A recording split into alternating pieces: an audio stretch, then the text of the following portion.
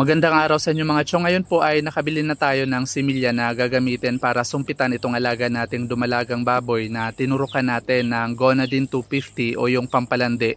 Bali 2 bote po ng similya itong gagamitin natin mga chong. Bali 200 ml po ito lahat. At para po doon sa mga nagtatanong kung inuubos daw ba natin kaagad itong 200 ml para isumpit sa alaga natin sa loob lang ng isang araw.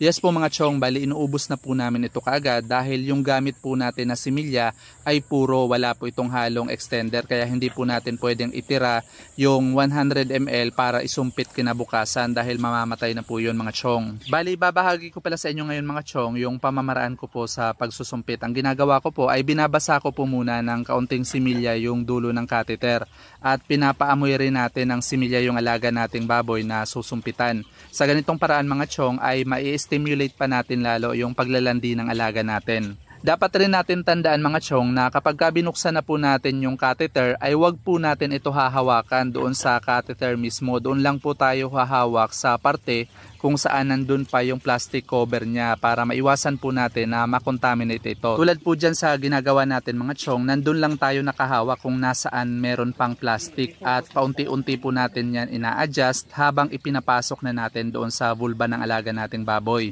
At kailangan 45 degrees angle po yung pagpasok natin ng catheter doon sa vulva ng alaga natin. Mahalaga na naka 45 degrees angle po ito mga chong para masigurado po natin na doon papasok sa cervix ng alaga natin yung catheter. Para po ma-visualize po ninyo, ganito po yung loob ng vagina ng alaga nating baboy mga chong. So dalawa po yung opening, yung nasa baba, yung hogis oblong na yan, ay yung urinary bladder ng alaga natin o yung pantog, at yung nasa bandang itaas naman, yun po yung cervix o yung butas papunta sa matres ng alaga natin. Kaya napakahalaga po na naka 45 degrees angle yung catheter habang ipinapasok natin ito mga chong para maiwasan po natin na doon sa pantog ng alaga natin ito pumasok. Pakaliwa rin pala yung pagpihit mga chong habang paunti-unti po natin itong itinutulak papasok. At kapag naramdaman na po natin na meron ng pumipigil at hindi na umuusad papasok yung catheter, ay ibig sabihin nito mga chong, pasok na ito sa cervix ng alaga natin. Bahagya po natin itong hilahin pabalik para mag-lock yung catheter at pwede na po natin umpisahan yung pag-inseminate sa alaga natin. Habang nag-inseminate po tayo mga chong, wag na wag po natin ibababa yung bote, kailangan naka-upward position po ito. At pwede rin po natin diinan yung balakang ng alaga natin o kaya pwede po natin itong sakyan para mas ma-stimulate po siya o nararamdaman niya na talagang merong barako na nakasampa sa kanya. Mapapansin nyo rin po yan mga chong na kusa niya pong hinihigop yung similya doon sa bote. Ganyan po kapag landing-landi yung alaga natin. Hindi po natin kailangan na pisilin yung bote para pumasok yung similya doon sa matres niya.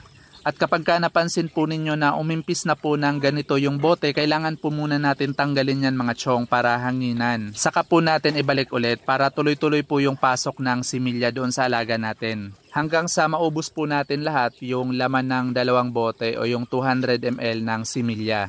At kapag naubos na po, isarado lang po natin yung dulo ng catheter at hayaan lang po muna natin dyan ng mga 2 to 3 minutes. Unti-unti niya rin po yan itutulak palabas at yung iba ay hinahayaan po nila yan hanggang sa kusa na lang na malaglag. Pero ako mga chong, ang ginagawa ko po ay after 2 to 3 minutes, bali tinatanggal ko na po yan. Ayan, so sa pagtanggal po ng catheter mga chong ay pihitin rin po natin ito pakanan habang paunti-unti po natin itong hinuhugot hanggang sa tuluyan na po itong matanggal. Yan, so kung makikita nyo talagang malinis po yung dulo ng catheter natin at hindi siya dinugo. Chine-check ko rin po kasi yung mga chong kapag natanggal na po natin yung catheter para masigurado po natin na talagang hindi nagasgas o nasugat yung loob ng matres ng alaga natin. Ayan, so kung nagustuhan nyo po yung mga simpleng tips na ibinabahagi namin, paki-follow na lang po ng Facebook profile po natin at paki-share na rin ng mga videos natin. That's all for today's video mga chong. Thank you for watching and happy farming!